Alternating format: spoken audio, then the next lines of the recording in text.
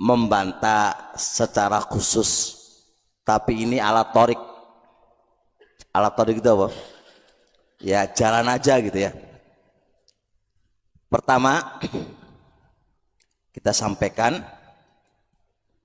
kaidah yang dipakai tentang halalnya rokok dengan al-aslu fil asya adalah ibahah. Kaidah asal segala sesuatu itu adalah mubah hatta yaji'a shariful ibahah. Perhatikan kata setelahnya, sampai datang dalil yang memalingkan kemubahannya. Penerapan kaidah tadi, kalau kita mengeluarkan kaidah asal, berarti kita harus mendatangkan bukti-bukti atas haramnya rokok. Kalau kita nggak bisa mendatangkan bukti atas haramnya rokok, maka berarti apa? Berarti Anda nggak bisa mengeluarkan dari hukum asal. Taib. Sekarang kita lihat dari beberapa sisi. Ingat ya, ini saya tidak bahas secara khusus loh ya. Saya hanya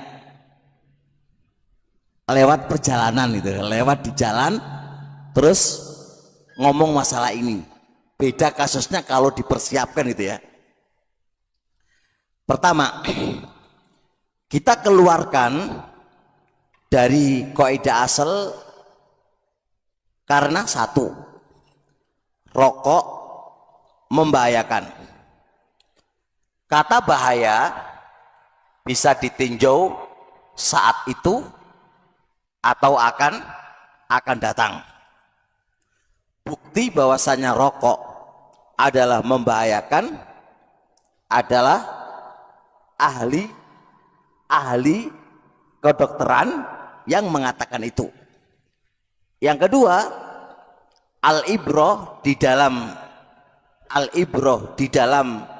pernyataan hukum yang memang asalnya tidak ada di Quran atau Sunnah adalah ahli di bidang itu, dan ahli di bidang itu menyatakan bahwasanya rokok itu mengandung bahaya kepada dirinya, karena terkandung di rokok itu beberapa hal racun atau yang lain yang sudah ma'ruf bagi semua orang. Yang kedua, larangan yang kedua, pada rokok itu apa? Mengganggu orang lain asapnya. Dan ini dilarang oleh syariat. La dharara wala dhirara. Enggak boleh membahayakan pada dirinya dan enggak boleh membahayakan kepada orang lain. Nah, kenyataan yang ada, asap rokok itu lebih bahaya kepada orang lain ketimbang asap rokok itu kembali ke dirinya. Taib. Kemudian selanjutnya di dalam rokok itu mengandung apa? Idha'atul mal, membuang-buang harta. Dan membuang-buang harta itu adalah diberikan sesuatu yang tidak ada manfaatnya, la dunia wala ukhrawiyah. Apakah rokok ada manfaat keuntungan duniawiyah berupa kesehatan atau bisa mendatangkan uang? Tidak ada. Kepada seterusnya, apakah itu ada keuntungan yang dia dapatkan darinya? Enggak ada. Kata Rasulullah SAW, nah Rasulullah an idha'atil mal. Rasulullah melarang untuk menyia-nyiakan harta. Dan pada rokok itu terdapat apa? Menyia-nyiakan harta. Selanjutnya, di sana ada kaidah yang disepakati oleh para ulama. Syekhul Islam menyebutkan dalam kitab Majmu' Fatawa. Syekh Sa'di dalam beberapa kitab-kitab usulnya menyebutkan, ad-dinu mabniyun ala jalbil masalihi wa daf'il madhari. Agama itu dibangun di atas mendatangkan kemaslahatan dan menolak kemadharatan. Kemadharatan yang ditolak oleh agama kita terbagi menjadi dua. ada kemadharatan 100%, yang kedua ada kemadharatan mayoritas dan kemaslahatan minoritas. Ketika sesuatu perkara itu mengandung kemadharatan mayoritas, ya, minoritas kemaslahatan, tetap dilarang. Jikalau sesuatu itu mengandung kemadharatan 100%, maka lebih-lebih lagi akan dilarang. Sekarang rokok, kita lihat kemungkinan dua, apakah dia 100% mengandung kemadharatan atau 60% ke atas atau 50% ke atas dan kemaslahatannya di bawah 50, maka tetap itu diharamkan oleh syariat dengan kaidah tadi la dharara wala dirara. Terusnya kita lihat lagi, ada mengatakan bahwasanya rokok nggak ada di zamannya Nabi.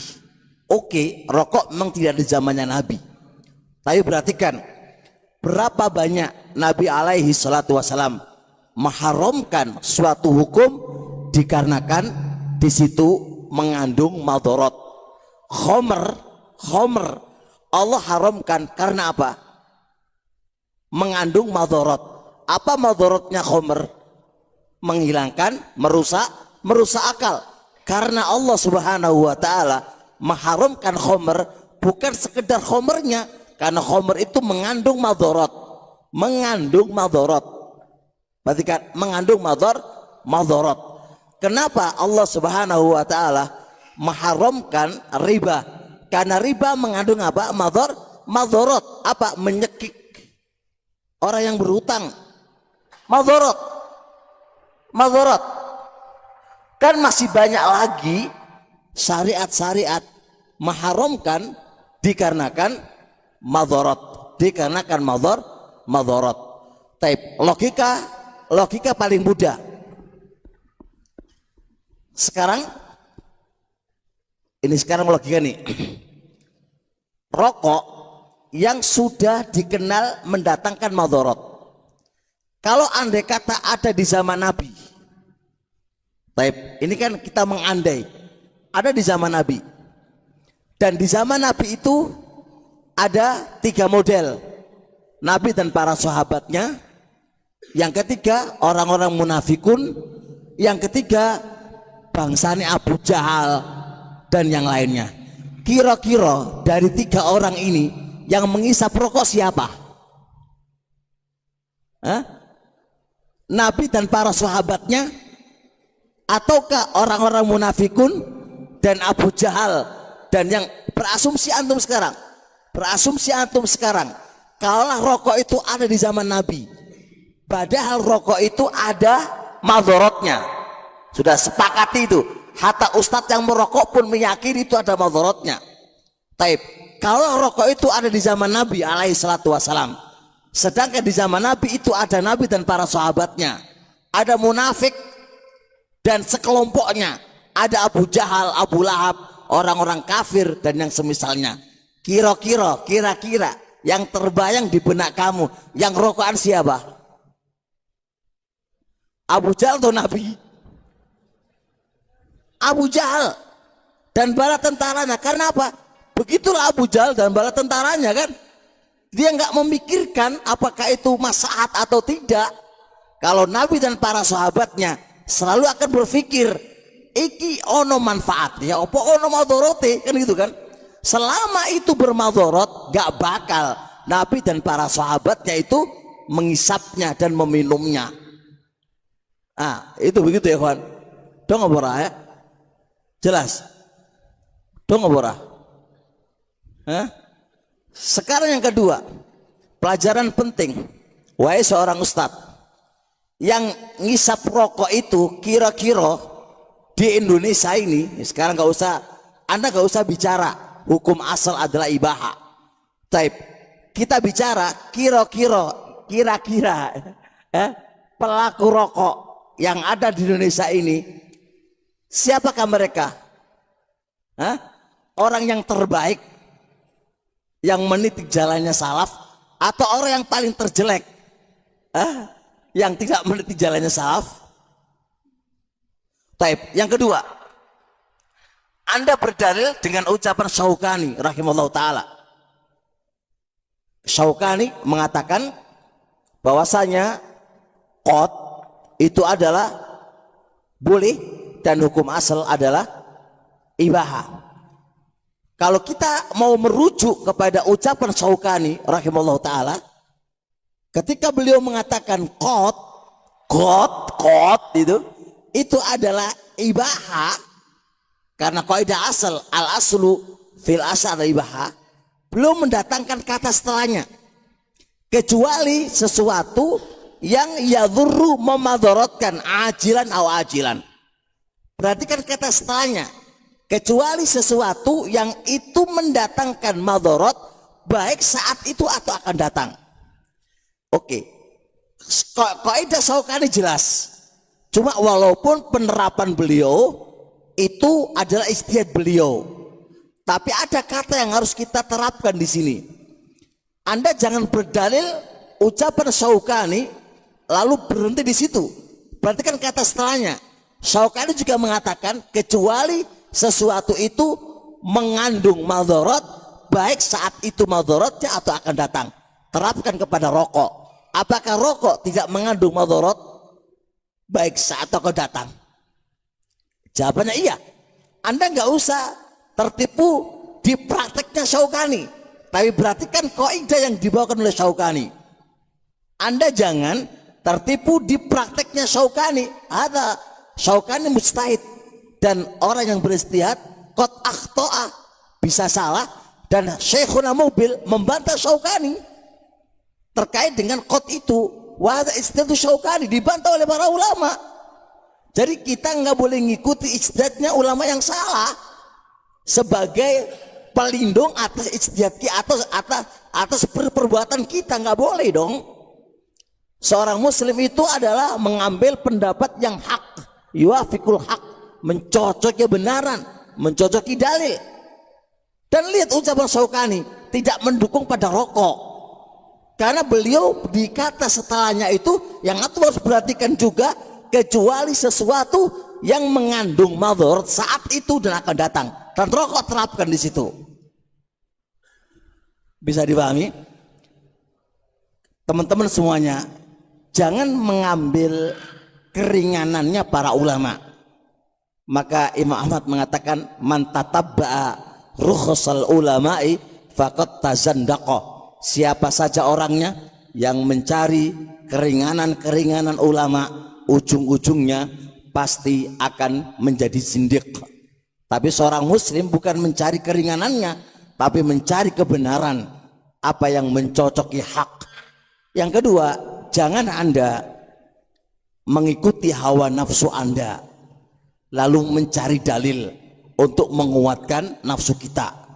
Maka seorang muslim ketika dia salah, maka bagusnya bertobat kepada Allah itu lebih terhormat ketimbang kita mengambil dalil, beristinbat sana sini yang akan menunjukkan kesalahan lebih fatal lagi. Itu sedikit jawaban, walaupun secara singkat dan cepat, atas seseorang yang membolehkan rokok. Dan rokok perbuatan maksiat yang tidak mengeluarkan pelakunya dari ahlussunnah. Rokok tidak mengeluarkan pelakunya dari ahlussunnah. Ya, dia maksiat dari maksiat kepada Allah Subhanahu wa ta'ala. Bisa difahami insyaallah? Dong bora, paham bora? Jelas? Aman? Kalau santri merokok piye coba? Ya? Digundul, ya? Kalau santri merokok gimana? Layaliku, tidak selayaknya seorang santri belajar agama merokok. Natub ilallah, kita tobat kepada Allah atas perbuatan ini. Paham? Dan ingat, merokok itu akan merusak agama kamu, akan merusak ilmumu, dan akan merusak ketakwaan kamu kepada Allah Subhanahu wa ta'ala. Semoga Allah melindungi kita dari dosa dan maksiat.